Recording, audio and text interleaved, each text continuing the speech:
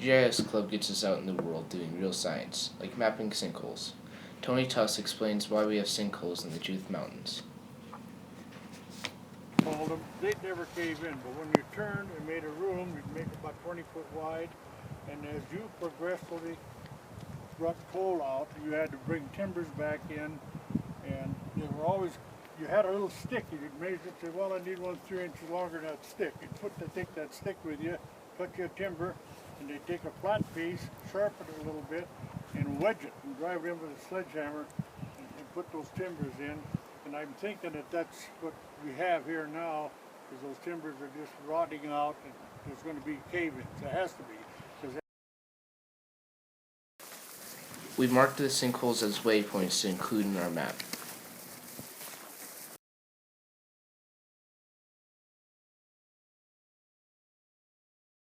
Consider hazardous features. They're dangerous to human health and the environment. We've had cattle fall in them before, we've had people fall in them.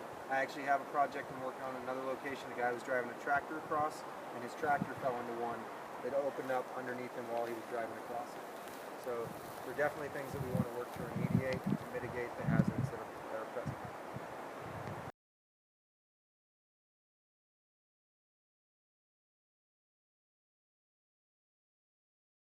This club is a really fun club, and lately we've been working on ArcGIS online, and you can do this thing called story mapping, and you can plot your points on it and just see where people have been and stuff.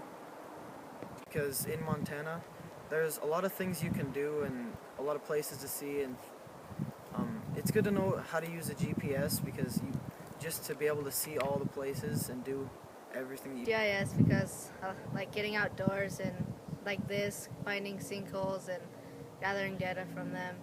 And also, it's a good skill to have for your future job. What do you guys enjoy most about our activity out here in the Judith Mountains today? Well, I like that we got to learn about mining and what happens during the process and the effects of mining itself. Okay, and what about you, Noah?